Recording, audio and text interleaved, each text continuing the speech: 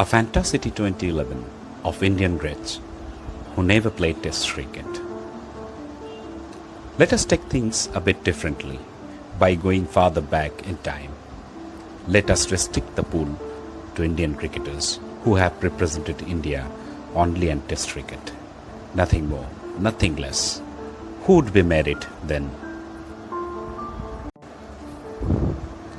The Fantasy T2011 team: Mushtaq Ali, Bodhi Kundran, wicketkeeper; C.K. Naidu, captain; Vijay Hazare, Mansoor Ali Khan Pataudi, vice captain; Vinu Mankar, Lala Amarnath, Datu Fatkar, Bapunath Karn, Amar Singh, Subhas Gupte, and the coach D.V. Deodhar. Opener: Mushtaq Ali. Keith Miller called Mushtaq Ali the Errol Flynn of cricket, dashing, flamboyant, swashbuckling, and immensely popular wherever he played. The first Indian to score a Test 100 overseas, he had scored 100 in a season at Old Trafford, like Matthew Hayden did after several decades. Mushtaq often stepped out against the fast bowlers without a helmet. Add to this his left-arm spin that helped him pick up 162 wickets at 29.34 at first-class cricket, and very good fielding given the era, and you get a fine, aggressive all-rounder. Another opener along with Mushtaq Ali, Bodhi Kundran. He was selected for India even before he made his first-class debut, though he did not make his Test debut at that point. He scored a double hundred on his Ranji Trophy debut. He had scored 170 on the first day of a Test against England in 1963-64 at Madras and ended up with 192 in that innings. That remained the high score by an Indian wicketkeeper until MS Dhoni went past him. An extremely aggressive batsman and more than a capable wicketkeeper, Kundran would walk into the side as the second opener. Number 3, the captain, Colonel C.K. Naidu. If he had played it today, he would have been probably the star of the tournament and of world cricket. Several of his innings, and more importantly, the humongous sixes, have become a part of Indian folklore. He played first-class cricket till the age of 69 and still managed to hit huge sixes, which would probably give one an idea what he was like in his prime. He was an excellent leader to boot and was respected by almost everyone who had played under him. He had 411 first-class wickets at 29.28 with his off breaks, and was also an excellent fielder. Additionally, as a captain, he would also coach the side and control them using the leash of discipline he was so famous for. The number 4. If the top order collapses, we can always have Vijay Hazare to work out at 4 to save the side. He had finished with an average of 47.65 in an era when runs were not the easiest to come by. He is still the only player to have scored hundreds on successive days in a Test at Adelaide against the lethal bowling of Ray Lindell, Keith Miller and Ian Johnson.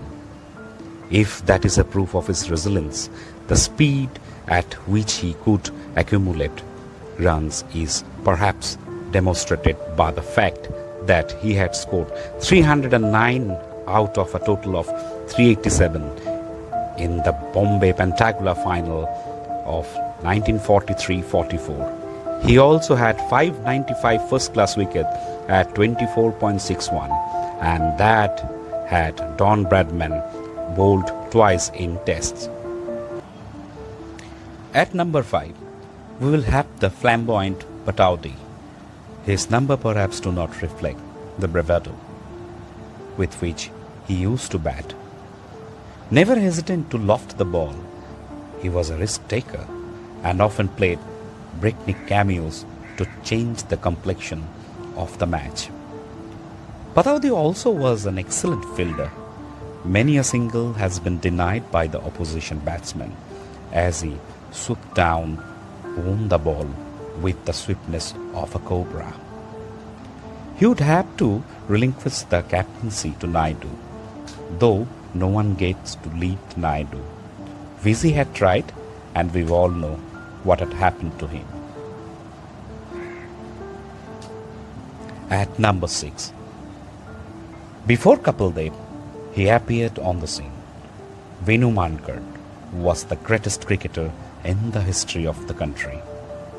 Mankad would probably have been one of the most valuable players of any T20 tournament, a hard-hitting batsman who could take any opposition apart and a versatile left-arm spinner who would run through any side, even on a flat tracks.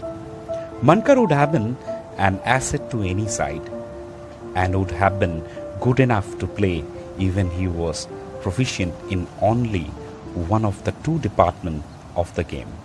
He was so good at he would also be able to open the batting if required. Number 7. Lala Amarnath would probably be fumming for making him bat so low in the order.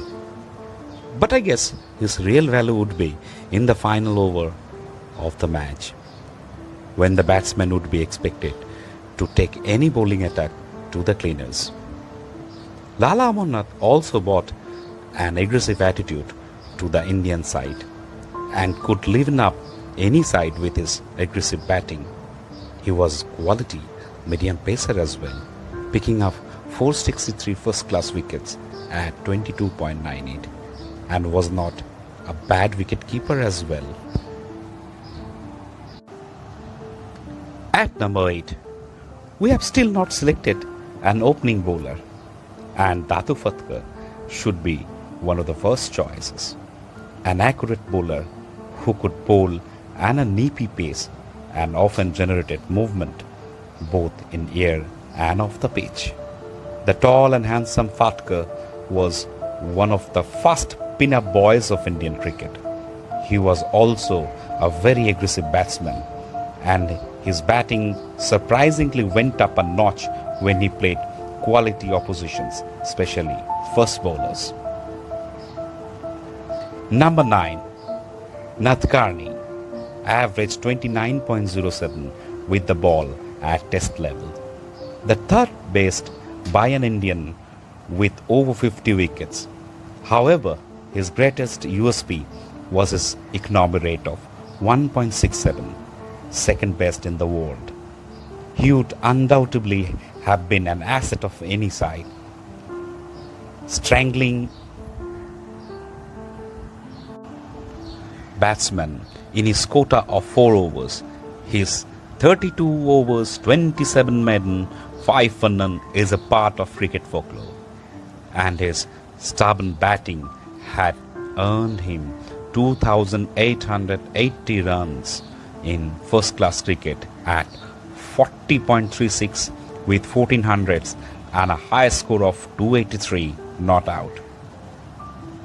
Though Fatkar will share the new ball, the first over will go to Amar Singh, undoubtedly one of the greatest pacer bowlers India have ever produced. Walter Hammond had mentioned that Amar Singh came off the pitch like a crack of doom, and Len Hutton had commented in 1970 that there is no better bowler in the world than Amar Singh. It was unfortunate that he had passed away at the age of 29, but not before taking 506 first-class wickets at a phenomenal 18.35. He was also a very hard-hitting batsman, reputed for hitting big sixes, and had scored 500 in first-class career. The last slot in the side will be Subhash Gupta's. This was a difficult choice, since on-demand six-hitting Salim Durrani was a definite contender. But what the side really lacked is a quality wrist spinner and someone who can rig any topside. To go with the finger spinner of Mankar and Nadkarni, Gary Sobers had described Gupte as the best leg spinner he has seen, ahead of Sain Warne.